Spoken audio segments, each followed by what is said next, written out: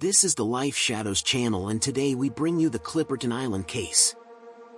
Act 1, The Rescue That Wasn't. On July 18, 1917, the USS Yorktown was cutting through the Pacific Ocean on a routine World War I patrol mission, scanning for German naval activity. Nobody on board was expecting to find anything unusual on Clipperton, a tiny coral ring in the middle of nowhere, roughly 750 miles southwest of the Mexican coast. The captain ordered a closer look out of procedure, not out of hope. What they saw through the binoculars stopped the deck cold. There were figures on the beach, moving slowly, barely. 11 of them, 3 women and 8 children, walking across the white sand as if rising from a burial ground.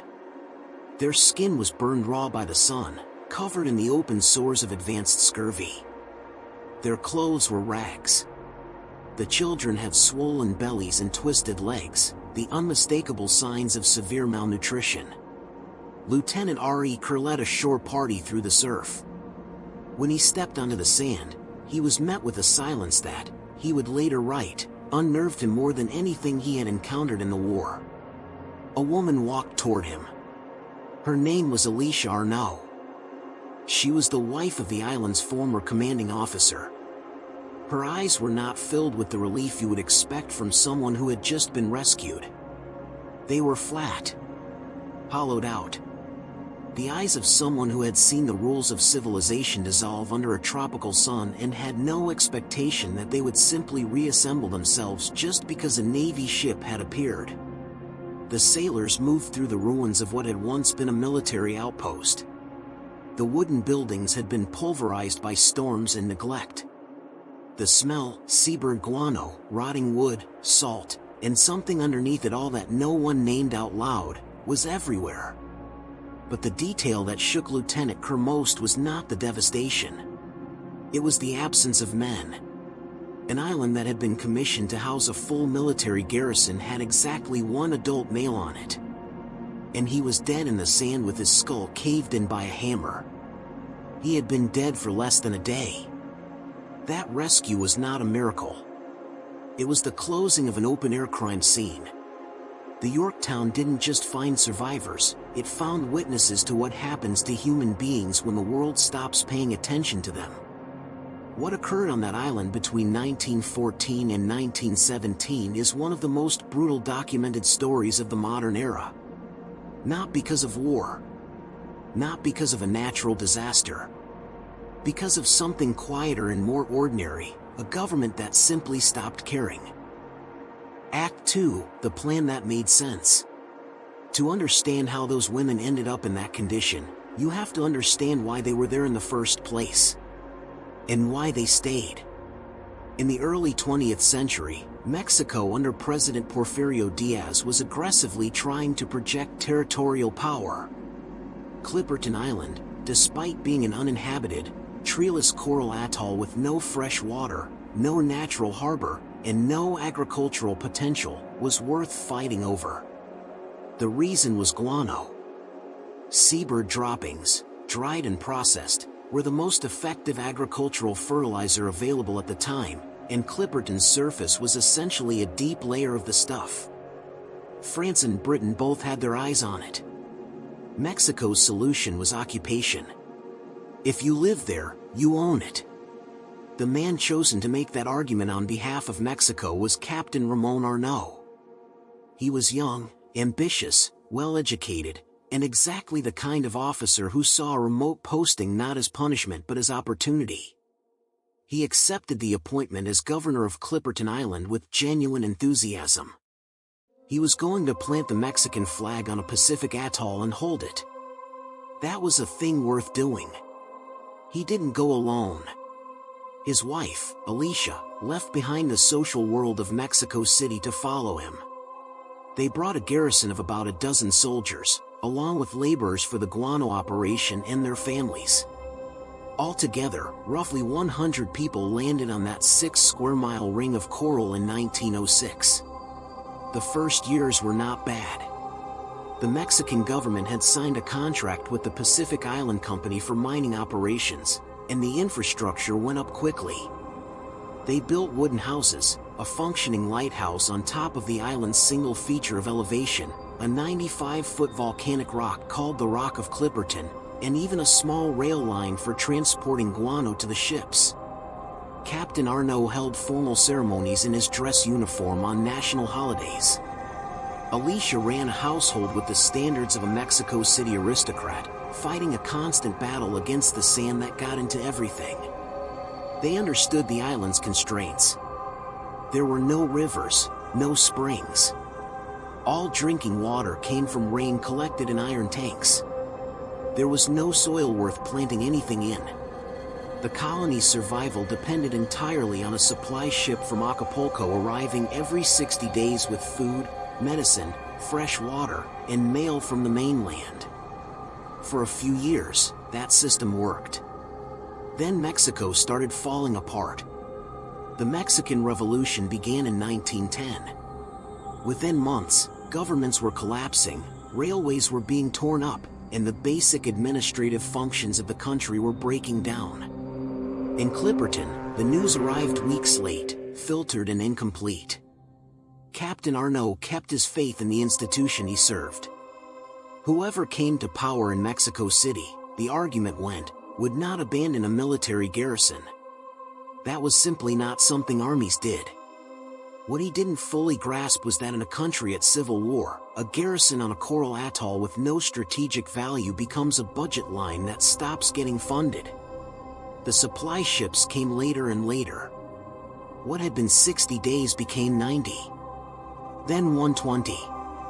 By 1913, Arnault's requests for replacement personnel, ammunition, and medicine were going mostly unanswered.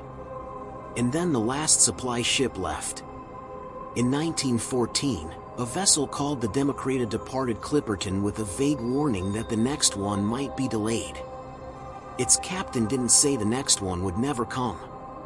He didn't say the government of Victoriano Huerta was collapsing, or that nobody at the Mexican Navy was even sure who was responsible for the Clipperton garrison anymore. He just left. Arnault, bound by a military code that didn't include the concept of abandon your post and save your family, refused to evacuate without official orders. He had sovereignty to maintain. He would maintain it.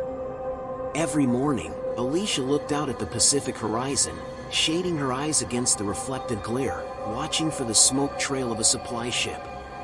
It never came. Act 3: What starvation does. Hunger is not an event. It is a process of erosion, and it begins before anyone is willing to admit it. By mid-1914, the last of the stored rice was gone. The coffee, the last remnant of civilized morning routine for the officers, ran out shortly after. The garrison turned to the island's only available food source, seabirds and their eggs. Clipperton was home to thousands of brown boobies and frigate birds, and at first the soldiers hunted them with rifles. But ammunition was a finite and irreplaceable resource, so the hunting quickly became what it looked like: men who had once worn starched uniforms chasing birds across a coral flat with their bare hands, throwing rocks, improvising anything that might work. The diet narrowed to seabird meat, eggs, and whatever fish could be caught at the dangerous reef edge. The human body has chemical requirements that seabird protein cannot meet. Without fruit or vegetables, vitamin C levels drop. And when they drop far enough, the disease that killed more sailors throughout history than any battle arrives. Scurvy. It comes on slowly. First a bone-deep fatigue that sleep does nothing for. Then the gums begin to soften, to darken, to bleed at the slightest pressure. Then old scars, healed wounds from years past, begin to reopen on their own, as though the body is returning to its unfinished business. Then the legs swell. Then the pain becomes constant. Alicia Arnault watched her children develop the purple bruising on their legs that she recognized as the disease's signature. She tried using the limited coconut water to treat them. The island had about 30 palm trees, not nearly enough to provide for 100 people. Arnault made a command decision: coconuts were reserved for women and children. the men would survive on what they hunted. It was the right call for the civilians. For the soldiers, it was a delayed death sentence. One by one, the men began to die. The island's soil, compressed coral and guano, made digging proper graves nearly impossible for men already weakened by disease. The dead were buried in shallow trenches, and the smell mingled with the ever-present stench of the bird colonies overhead. Arnaud continued to conduct military funerals for as long as he could. The rifle salutes were eventually replaced by whispered prayers to save the strength. In 1915, the broader world was at war. Mexico was tearing itself apart between the factions of Pancho Villa, Emiliano Zapata, and Venustiano Carranza. For anyone on the mainland paying attention to the big picture, Clipperton was an old regime relic that had already been forgotten. At least once during this period, an American ship came close enough to offer rescue. The captain made contact. Captain Arnaud refused. He had no evacuation orders. Military honor did not permit it. Alicia pleaded. He said no. It's hard to know what to do at that moment, watching a ship sail away, knowing your children's legs are covered in bruises, knowing the last of the food ran out months ago. But Arnaud was a man built around the concept of duty, and duty did not bend. That refusal was one of the costliest decisions in the island's history. There is a specific kind of cruelty and hope that keeps arriving and departing. Every time a distant shape appeared on the horizon, a dark smudge that might be a ship, a flash of something metallic in the light, the beach filled with people running toward the water. And every time, the shape resolved into a cloud, or passed without slowing, or turned out to be a reflection. After enough repetitions of that cycle, hope itself becomes a source of damage. You stop letting yourself feel it because the falling back is worse than the absence. By early 1915, most of the men were gone. The island had consumed them quietly and without ceremony, one by one, through the combination of disease, injury, and a diet that gave the body labor to perform without the chemistry to sustain it. The survivors had learned to do things they would have found unimaginable a year earlier. They had learned which parts of a seabird were edible raw. They had learned to read the tides for fish. They had learned the particular silence that precedes a storm and to get inside before it broke. Survival had become a technical discipline, stripped of the dignity that had once surrounded even the most basic acts of daily life. Captain Arnaud maintained the rituals of command for as long as he could, the morning formations, the flag ceremonies, the formal address, because he understood that structure was the last line of defense against what he could see beginning to happen to the minds of his people. When the structure itself began to dissolve, it dissolved fast. Act 4, The Man in the Water. In May of 1915, desperation broke through whatever composure remained. The garrison had been reduced to a handful of men, all of them sick. Virtually every able-bodied soldier was dead or dying. The only man who seemed to be holding up reasonably well was Victoriano Alvarez, the lighthouse keeper, a man who had spent most of his time in isolation at the top of the rock, away from the physical labor and constant exposure that had worn the others down. One morning, someone spotted a dark shape in a smoke trail on the horizon. The cry went through the camp immediately, a ship. Their chance. Arnaud gathered the last 3 soldiers who could stand, dragged a small rowboat through the jagged coral to the water's edge, and pushed off into the Pacific. Alicia begged him not to go. The sea that day was rough, the kind of Pacific surf that builds without warning and crashes against the reef with the force of a wall collapsing. Arnaud knew the risk. He went anyway. A man like Arnaud didn't have the vocabulary for "this is too dangerous and the math doesn't work." He had the vocabulary for "this is my duty and I will attempt it." From the beach, the women and children watched the tiny boat climb and drop over the swells. They watched the men fight the current with bodies that had no more reserves to give. And then a wave, a massive breaking wave of the kind the Pacific specializes in, caught the boat from behind and flipped it instantly.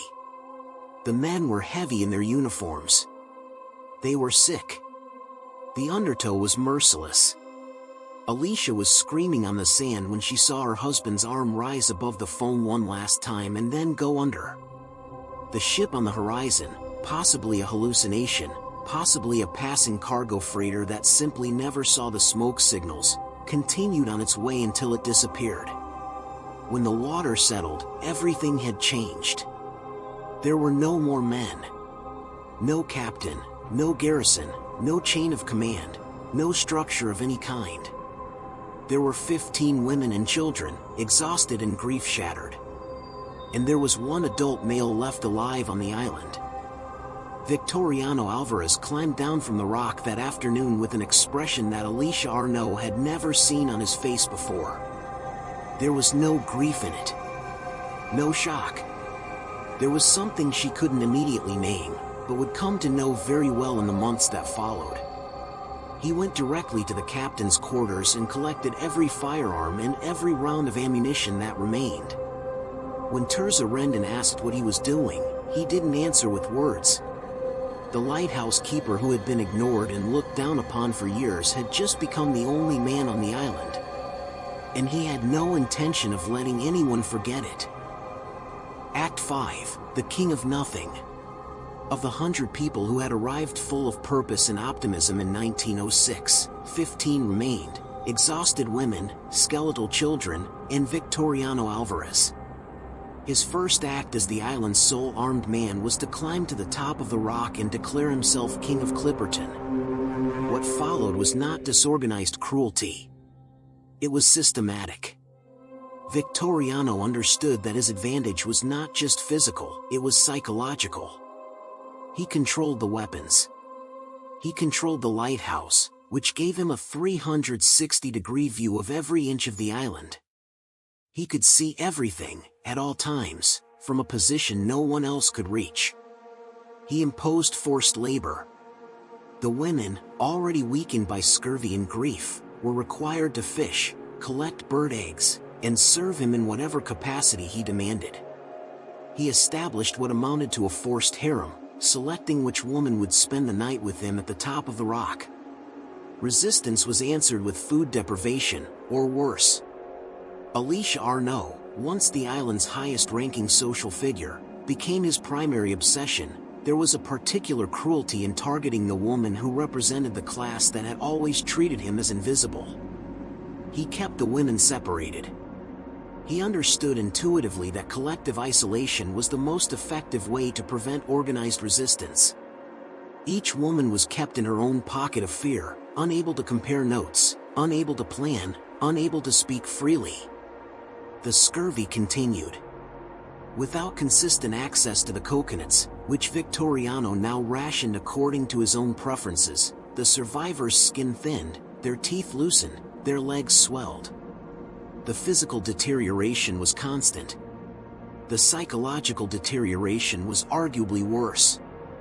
For Victoriano, there was no rescue to hope for, because a rescue would end his reign. He watched the horizon not for ships but to make sure nothing arrived to interrupt what he had built. He was, in his own mind, a king. In reality, he was the dominant organism in a dying ecosystem of his own making. But there was one thing he failed to account for. He assumed he had broken them. He was wrong. Underneath the disease, underneath the grief, underneath the performance of submission that survival required, something was still burning. Something the island had tried to extinguish for years and hadn't quite managed to reach. Act 6, The Hammer. July 1917. 3 years since the supply ship stopped. 2 years since Arnault drowned. 2 years of Victoriano's reign. He had become careless. That was his mistake. Arrogance is always eventually careless. It mistakes submission for defeat and forgets that the two are very different things. Tirza Rendon had suffered as much as any woman on that island. She had watched her husband die. She had survived 2 years under a man who used terror as currency. and she had watched Victoriano's vigilance slowly relax as he became more certain of his control. She noticed things. The way he moved, the way he watched, the spaces in his routine where his attention drifted. She went to Alicia Arnault and spoke quietly. There was no longer any reason to wait for external help. No ship was coming for them on schedule. God, if he was paying attention, had not been paying attention to Clipperton for a long time. If they were going to survive this, they were going to do it themselves, that day, with what was available. The plan was simple. Alicia would use what remaining influence she had over Victoriano to bring him down from the rock to a specific location that afternoon. The other women would be waiting. He came down exactly when they expected him to. And he came down relaxed, the way a man comes when he believes the people around him have been completely defeated. Tirza rend and hit him first. With a metal hammer, the same kind of tool that had been used for lighthouse maintenance, that had spent years being used to keep the light on for ships that never came. The sound of it, she would later say, was the sound of something ending. The other women joined in. Every one of them. They were half-starved, their bodies compromised by 2 years of disease and deprivation. They were not strong. But they had been building toward this moment for a long time, and when it arrived, weakness was not the relevant variable. They were not acting out of rage alone. They were acting for every child who had died on that sand, every husband who had drowned trying to row to a ship that couldn't see them, every night that had been taken from them without their consent. Victoriano Alvarez died on the beach. His body was left where it fell. And then, within hours, in the kind of timing that history occasionally produces as if to make a point, a ship appeared on the horizon. Not a Mexican ship. The USS Yorktown. The American sailors came ashore and found 3 women and 8 children covered in blood and coral dust, standing on a beach in front of a dead man and the ruins of what had once been a government installation. For the first time and longer than any of them could clearly remember, their eyes were not fixed on the lighthouse. They were fixed on the smoke trail of the incoming ship. Lieutenant Kerr later wrote that the atmosphere on the island was, in his words, heavy with the smell of death and madness. The survivors were brought aboard, given food and medical attention. The story of what had happened to Victoriano was pieced together gradually. Nobody who heard it, on record, argued with the outcome. The island was left behind. The lighthouse, once the seat of one man's delusion of sovereignty, began its slow return to salt and rust. Act 7, What Comes After. When the Yorktown docked at the port of Salina Cruz, the 11 people who walked off the gangplank were not the same people who had arrived on Clipperton with purpose and optimism more than a decade earlier.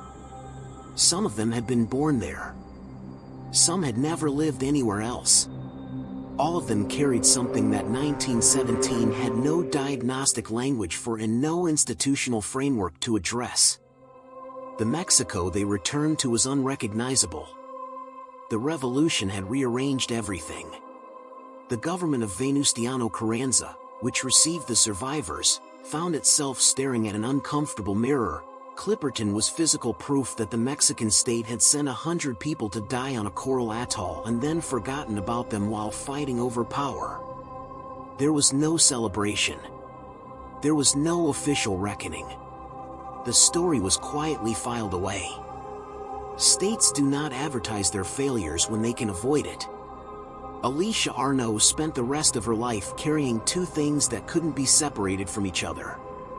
The grief of losing Ramon, and the knowledge that the moment she had begged him to accept an American rescue, the moment he had said no, was the hinge on which everything else had turned.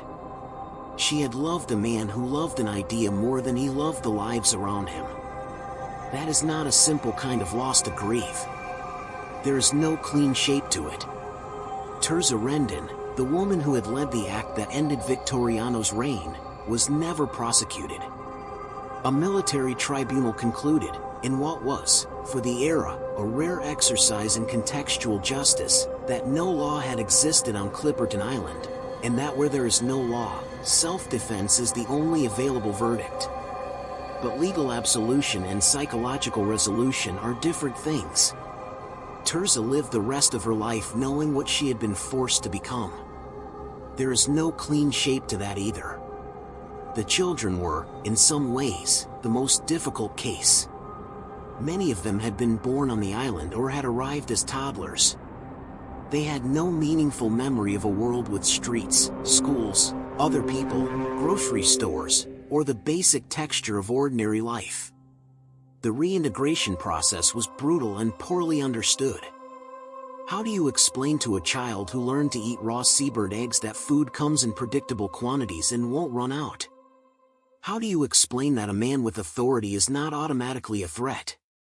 The body learns these things slowly, or sometimes not completely. They were strangers in their own country for years. In 1931, Mexico lost the island entirely. An international arbitration conducted by King Victor Emmanuel III of Italy ruled in France's favor, citing Mexico's demonstrated inability to maintain a permanent human settlement on the atoll. The deaths of Arnault's Garrison were the evidence. They had died for a flag. Another country raised a different flag in their place.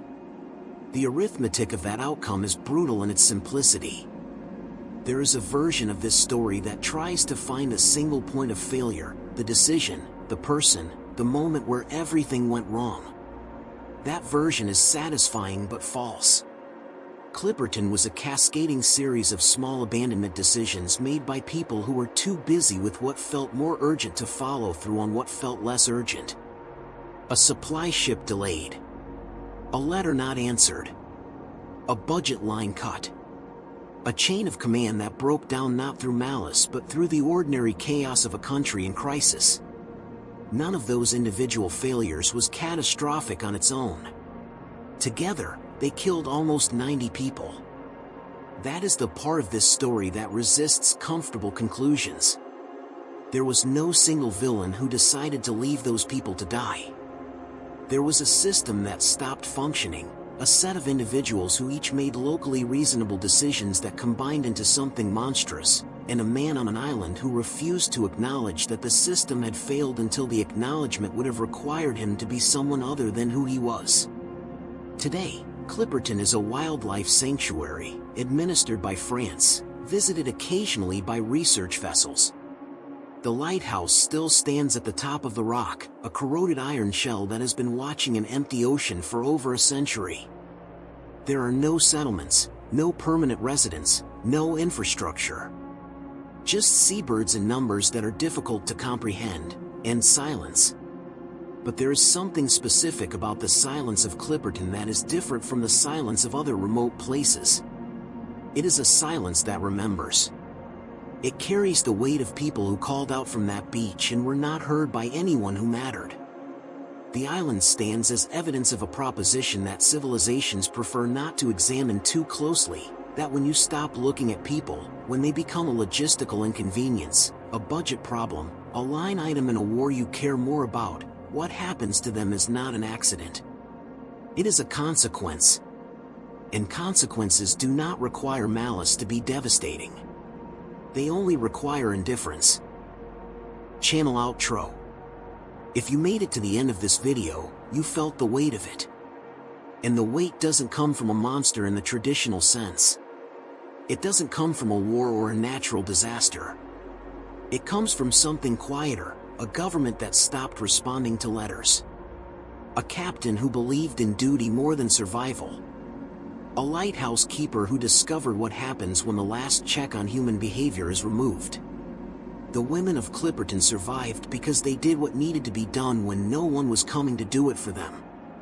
That's not a comfortable lesson. Most true ones aren't. Was Ramon Arnault a hero? Was he reckless? He was probably both, in the way that those two things tend to overlap in men who build their identity around honor. He trusted an institution that abandoned him and took others down with him. The question Alicia carried for the rest of her life wasn't whether he loved her. She knew the answer to that. The question was whether a man's love for an ideal can justify what it costs the people standing next to him. In Clipperton, that question has a specific, documented answer. What do you think? Was there a point at which Arnaud should have made a different choice? And what does Victoriano Alvarez tell us, not as a monster, but as a case study? He didn't arrive on that island as a predator. He arrived as a man with a job that nobody respected. What Clipperton did to him is something social psychologists have a name for. The Stanford Prison Experiment showed that behavior is more dependent on context than we like to believe. That doesn't excuse anything, but it explains something. And explanations, even uncomfortable ones, are what protect us from repetition.